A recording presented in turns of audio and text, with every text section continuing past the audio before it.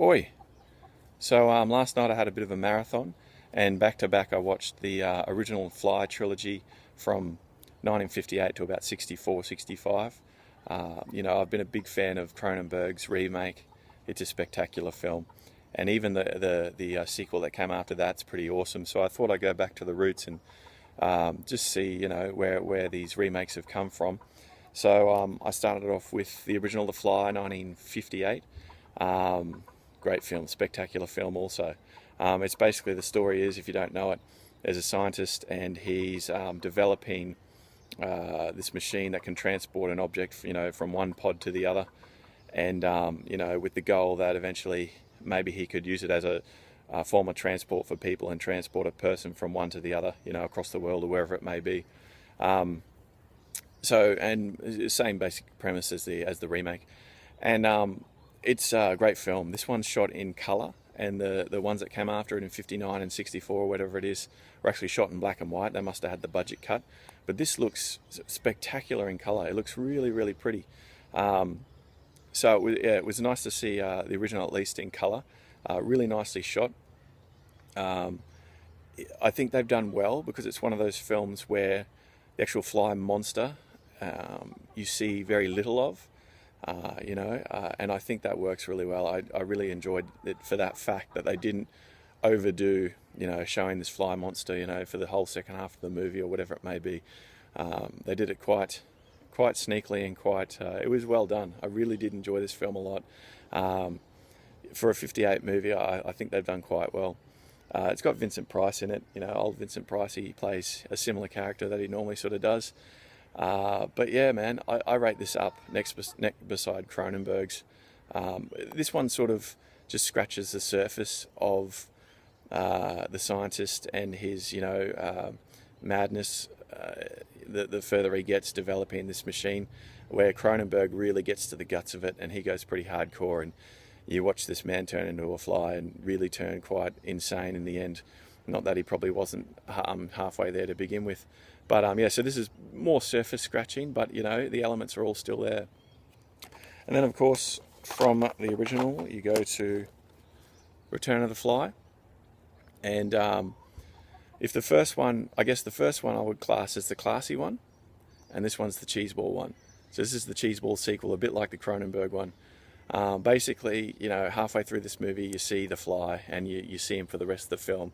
It's a bit more like a wolf man running around sort of thing, Once you see the monster, that's it. He's in full flesh out in the open, and you see him for the rest of the film. Basically, the son of the scientist in the first one, learns about his father's experiments, and he wants to perfect it and, make it work this time. And, it's not quite the same story over. It's a bit weird. You think, well, how does this son who knows what happened to his father get in a transporter and, accidentally with a fly again? How does that story repeat itself? But they've done it in an interesting way. You'll see it when you watch it. It's not that straightforward. And it's a little bit more plausible, I guess, the way it all comes about and how he becomes a fly like his father. Look, this is a fun, cheesy watch, and that's about it. Definitely the first one you want to see. It's classy, but this one is just the cheeseball sequel. And then that brings me to the final installment, the third one, The Curse of the Fly. And basically, if you're only going to see two of this series, you want to see the original and The Curse. The Curse is actually pretty damn good. The years have passed, and the same family, just the generations down now, grandchildren, are taking over, these experiments, and they've got it almost, pretty getting it close to perfection. They're actually transporting objects and animals and things long distances from, city to city, secretly, and they're actually seemingly starting to get this machine working, and for the better of humanity, and transporting people in a quick way and that sort of thing. But all is not what it seems.